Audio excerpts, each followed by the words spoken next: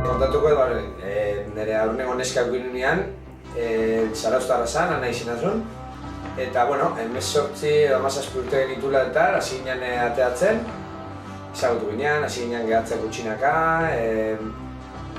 Ezagutu zitut nire nahitan, Iberiak eta presentatu ginen ja formalki pixkat, hasi ginen ateatzen. Da, bueno, egon nintzen 2 urte behakin, aurreneko urte terdia horrela oso ondo. Ez dakit enamoratuta hor nintzen edo ez, beti duda txiki hori dakat, ez dakit aiatu nintzen edo ez enamoratu batia, baina bueno.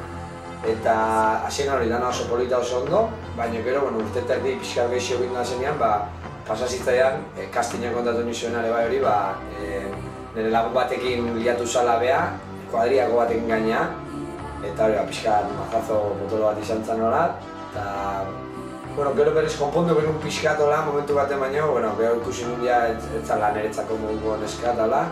Eta, bueno, gaur laguna ja lagun bezala bukatu du lan. Eta hori izan da nire aurreneko amodio desamodioa. Berak indana gauza politenak eta basa izkite bai, biak bata besteekin desbirgatu ginean, gauza guzti horiek eta aurreneko historia bata besteekin. Baina, bueno, ja hor da buruan gehatzean historio bat, betirako edo bihotzean, esan nahi bezala, museo handi bat, eta